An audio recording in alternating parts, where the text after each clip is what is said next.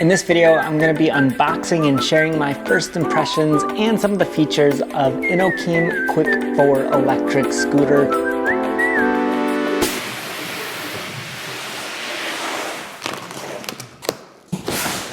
Come on. Give me a second. Why am I so out of shape?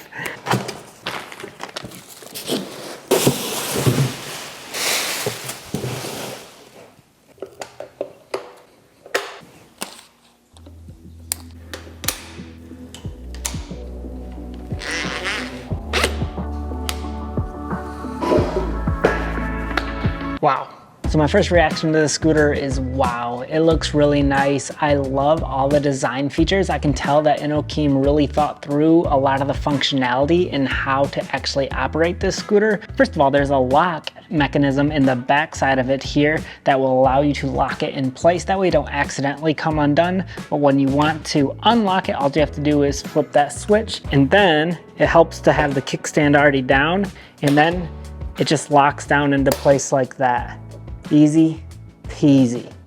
This is so nice, especially because the base of this scooter is very wide, so it sits up perfectly like this. It's not gonna topple over as soon as you put it into this position. And then to unlock it, all you have to do is hit that again, and it comes right back up to its original spot. This was so easy to actually use. I love that feature, super nice. And then right here, you can lock it back in place so it doesn't accidentally come undone. Another folding mechanism with this Quick 4 scooter that really impressed me are the handlebars up here. They have these red quick lock releases that you can just use to fold down the handlebars, and then they'll just snap back into place when you straighten them back out. That is so nice. I haven't seen this on any other scooters that I've tested, but I find that to be so useful, especially because the handlebars stick out pretty wide. So if you're putting this in your trunk of your car, or if you're storing it somewhere, it's so nice that you can just drop the handlebars down like this. I also like when it's in this position because now you're not gonna damage your handlebars on the side, because it's gonna hit this metal plate right here instead of pressing on your throttle or on your brakes. So that is super cool. It's also really nice that you can adjust the stem of this. If you're a little bit shorter, all you need to do is unlatch this little lock, and then you can adjust it to your height. I like it personally fully extended, but you can adjust that to meet your needs. If you're interested in this scooter, I'll put a link in the description below for you to check it out for yourself. I couldn't wait. I had to go test ride it. This thing is pretty sweet, actually. It rides pretty smooth, at least in my basement. I'll have to wait to take it on the roads, but it's pretty cool. What I also enjoyed right away with this e-scooter is the base of this. This is very wide, and so it just feels very stable when you're actually riding this. You don't feel like you're gonna fall at all, even if you're someone that isn't as coordinated as other people. No problem with that. This scooter definitely accommodates for larger riders and people that have a harder time riding. This large base is just awesome. You feel super comfortable when you're standing on it. What's interesting about it though is that the only grippy part is these green lines. They're like a grip tape. I love this material. It feels super sturdy to stand on, but then this black part is just like a plastic material that is a little bit slipperier, but I don't notice my foot slipping on it when I'm just resting it here because this green stuff is so grippy. The hand grips on this scooter feel pretty comfortable. They're a little bit squishy, and they're almost made out of like this rubber material. They have nice paddles that come out to provide more surface area for your palm. They feel pretty comfortable to me, and I don't feel like I'll have an issue holding onto this scooter. And then when I'm looking at the brakes here, these look like mechanical brakes, but they have brakes for both your front tire and then your back tire, which I feel like that'll be good stopping power. Something I forgot to mention about the base of this is that it also has this little carrying handle right here. So if you ever need to transport it, you can use that to carry it. And I feel like that's in a nice spot that I'll probably put my heel on it when I'm actually riding around. You can also see that it has fenders on this, on the front tire and back tire. That's always nice.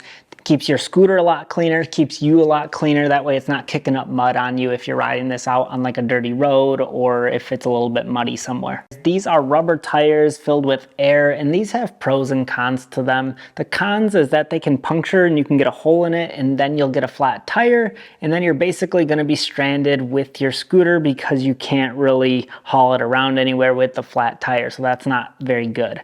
But the thing that I really enjoy about these style tires is they're usually a lot more comfortable than like the plastic ones or the solid tires. These just absorb rocks a lot better, and going over top of like bumpy surfaces, this feels so much smoother to actually ride on. You have a much more enjoyable riding experience, but the downside is if you get a flat tire, that's a bummer. Now let's fire this baby up and take a look at the screen of it. So there is an on-off switch that I found right here on the base of this scooter. So you have to turn that on first, and then you have to hit the power button up here on the handlebars to actually turn on your display. And then it will show a P letting you know that you're in park. And then if you hit any of the buttons, it's gonna show you like your miles per hour, the trip or odometer, whatever you want to toggle it to. And then it also shows my battery life right there on the bottom. It shows what mode I'm in. I'm currently in eco mode, and it shows how much time I've put on the scooter. When your scooter is on and you hit the brakes, it's going to turn on both of your lights. It has two headlights up here, and then it has a rear tail light. So that's kind of nice to help you be more visible when you're braking. But then also it has a headlight button that you can just turn on to manually turn on your lights if you're riding at nighttime. And it has a feature that it senses if it's dark outside and it will automatically turn your lights on, just like new cars nowadays, how they do that. So that's kind of cool that a scooter does it as well. I do like the control panel. It's very easy to see each of the icons, and then it's also easy to toggle between different modes, whether you want to be in eco mode, sport, or turbo. So that's really nice that it's easy to navigate through that. It also has a bell right here by my finger, and that's about it. Oh, and then it's a thumb throttle right here on your right hand side. So that's basically the layout of the handlebars. I think the scooter has a good cable management system. All the wires get tucked up into the frame and then they disappear until they have to come out to their designated spots. This is nice, that way the wires aren't just out in the open and they can accidentally get snagged on something and you like pinch off a brake line. So it's better because it's safer and it just looks better. I mean, look at this, this is beautiful. Now let's get into the pricing with this scooter. You can upgrade your battery, which is the super version, and that has a top range of 44 miles, and that price is $999. I think that pricing model is pretty fair given all the nice features that this scooter has, and the range is pretty decent as well. A lot of times the cheaper scooters will only get you a range from anywhere from 12 to 24 miles on one trip, where this gets you a lot better range and it has a lot better features as well. It's just a nicer built scooter. So I think the price point is pretty fair. I think to just sum up my thoughts on how this rides is smooth and fun. It's actually like really enjoyable, and I noticed that the suspension on it is very nice. The front suspension has a little more give than the back suspension, but you can actually adjust it to get it to how you like it, whether you want more give or less give to it. But I found that it was nice for going over curbs, cracks, bumps, rocks, anything like that. I also like the way that this scooter accelerates. I found it to be smooth as well. Again, there's that keyword. And I felt like it actually gave you some pretty good power when you're in its turbo mode. It has a little zip to it, which feels fun. It feels like it's very responsive when you're giving it throttle and power. I was about to say gas, but this is all electric. So the scooter has a top speed of 25 miles an hour, which I feel like is plenty for an electric scooter. I had no problem zipping around my neighborhood and keeping up with traffic, and just the responsiveness was very spot on with this. But if you're a more casual rider, you can drop it down to eco mode, which is more of like a cruiser friendly, just you're kind of meandering around. So it does have that option as well. And then it has the sport mode, which is the middle between those two. The scooter comes in two different versions, and the one I have is Super, which means it has a range of 44 miles on one charge, and that is a good range for an electric scooter. Most scooters on the cheaper side will only get you a range of like 20 miles, so the fact that this is double is quite outstanding. And that's really nice for a scooter as well, because if this ever dies on you, you're gonna be stranded. It's not like a bicycle where you can pedal at home. You're gonna have to literally carry it at that point. Now, if you do end up needing to pick this scooter up though, it comes in at 47 pounds, which is kind of heavy.